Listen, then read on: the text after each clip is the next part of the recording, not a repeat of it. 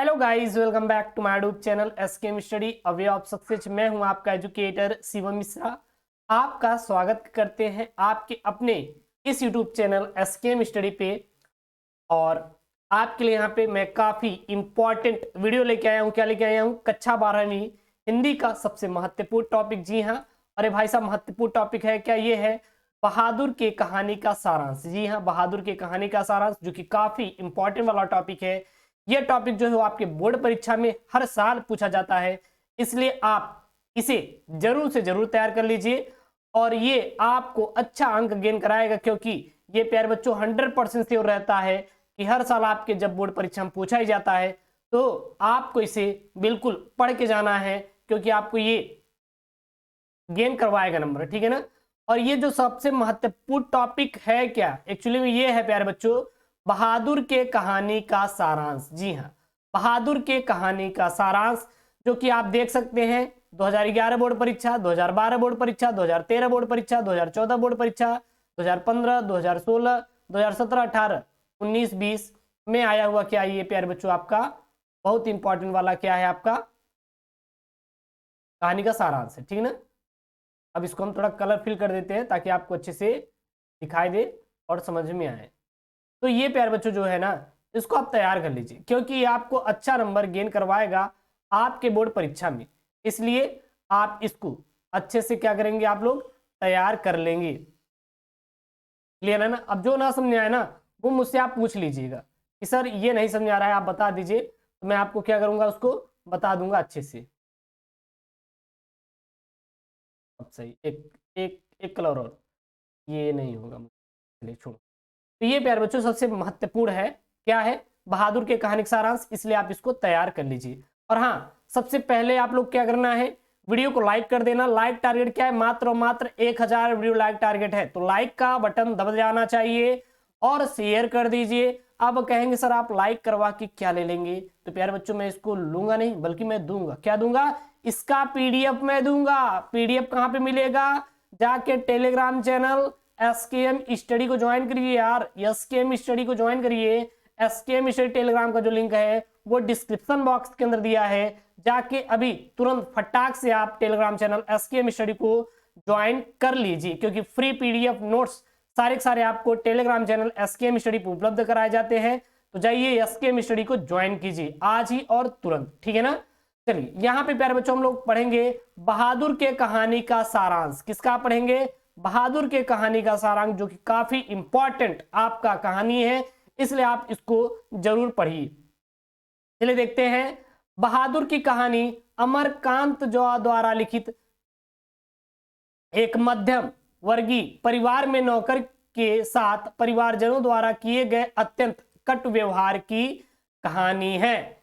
अब यहां पे बात समझिएगा, इसको लिखा किसने है? तो इसको लिखा है प्यारे बच्चों अमरकांत जी ने लिखा है। किसको, किसने लिखा है? तो इसको लेखक है, इसके लेखक है आपके अमरकांत जी। किसने लिखा है? अमरकांत जी ने बहादुर की कहानी को लिखा है।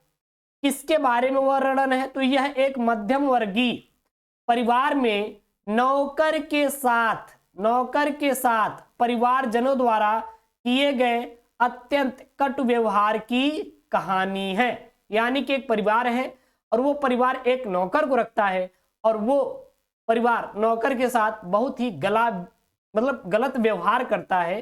इस पर आधारित ये क्या है, कहानी है। क्लियर है ना। चलिए अब हम लोग देखते हैं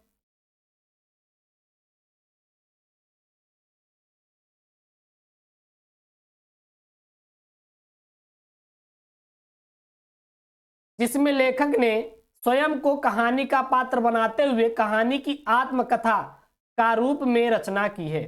और इसमें क्या किया गया है, इसमें जो है लेखक ने बोला है कि भाई साहब हम खुद हैं, मतलब हमारा खुद का परिवार है। वो परिवार क्या करता है, एक बच्चे को रखता है जो कि क्या है, नौकर है, ठीक है ना।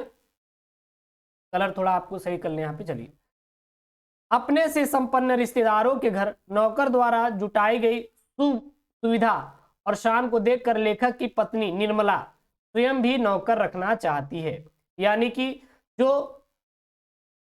लेखक हैं उनकी पत्नी है निर्मला, और वो क्या करती है, अपने रिश्तेदार के यहाँ जाती है जो कि संपन्न है, ठीक है ना, और वो उनके यहाँ जाती देखती है कि यार इनके यहाँ तो नौकर काम कर रहे हैं, क्यों ना हम भी नौकर को रखें।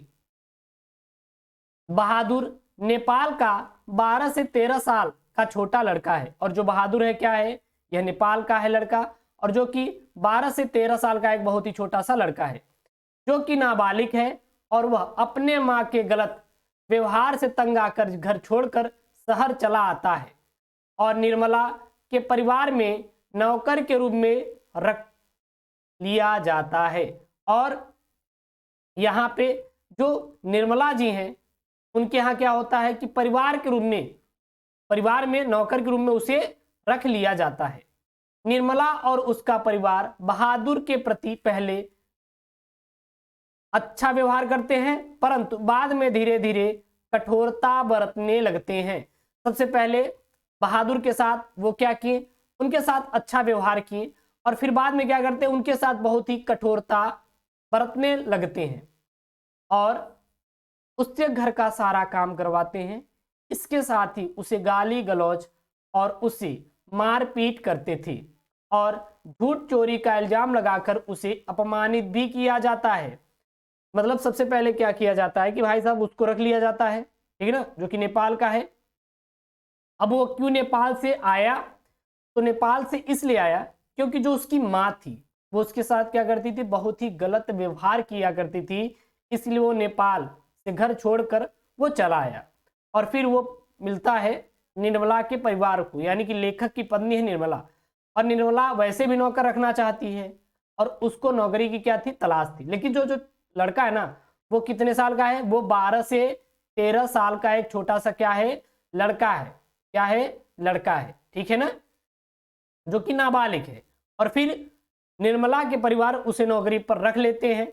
पहले तो उसके साथ बहुत ही अच्छा व्यवहार करते हैं, अच्छे से उसके साथ रहते हैं, लेकिन बाद में धीरे धीरे उसके साथ दुर्व्यवहार करना शुरू कर देते हैं, जैसे मारपीट और क्या करना, बदतमीजी से बात करना, गाली गलौज इत्यादि, चोरी का इल्जाम लगाना, ठीक है ना, और मारा पीटा जाता है। अंततः बहादुर घर छोड़कर चला जाता है। जब इसके साथ यानी कि जो बच्चा है इसके साथ बहुत गलत व्यवहार किया जा रहा था, तो इसके बाद क्या किया कि भैया छोड़ दिया। अब परिवार के सभी सदस्य उसे ढूंढते हैं क्योंकि उसके बिना कोई काम नहीं होता था, क्योंकि घर के सभी लोग आराम के आदी हो चुके हैं और बहादुर की उपयोगिता देखकर सभी अपना घरेलू कार्य करने से घबराते हैं। यानी कि बहादुर ही उनके घर का सारा काम किया करता था, इसलिए वो हमेशा दिन भर आराम किया करते थे, ठीक है ना। लेकिन अब जब बहादुर चला गया, अब क्या हुई, उसकी कमी होने लगी, क्योंकि बहादुर तो था नहीं। अब सभी को बहादुर की क्या थी, जरूरत थी, ठीक है ना। इसीलिए कहा जाता है कि आप पढ़ाई करिए, क्या करिए, आप पढ़ाई करिए, ठीक है ना। अगर जॉब नहीं मिलेगी, अगर जॉब आपको नहीं मिलेगी तो आप क्या करेंगे, आप लोग नौकरी करेंगे। क्या करेंगे, आप लोग नौकरी करेंगे। और जब आप लोग नौकरी करेंगे तो जरूर नहीं कि आपका जो मालिक हो वो आपके साथ सही व्यवहार करे, ऐसा जरूरी भी नहीं है, वो आपके साथ गलत व्यवहार भी कर सकता है। इसलिए अभी आपके लिए इंपॉर्टेंट है पढ़ाई, इसलिए आप लोग पढ़ाई किया करिए, सीख लीजिए ना, इससे आप सीख लेंगे इस कहानी से। बहादुर के घर छोड़ जाने पर वे सभी पश्चाताप करते हैं और अब सोचते हैं कि अगर बहादुर मिल जाएगा तो हम उसके साथ अच्छा व्यवहार करेंगे। परंतु एक कविता कही गई है कि पछताए होत क्या जब चिड़िया चुग गई खेत, अर्थात अब पछताने से कोई लाभ नहीं, क्योंकि अब बहादुर जा चुका था और बहादुर में सहनशीलता और स्वाभिमान की भावना कूट कूट कर भरी थी और उसके इसी चित्रण के कारण, उसके यही चरित्र के कारण यह कहानी क्या है, बहुत ही प्रचलित है। तो इसको वैसे भी अपने भाषा में लिखना है, ठीक है ना। ऐसा नहीं जो मैं यहाँ पे बता दिया उसको हूबहू छाप दीजिए, ऐसा नहीं है, आप अपने अकॉर्डिंग लिख के आइएगा।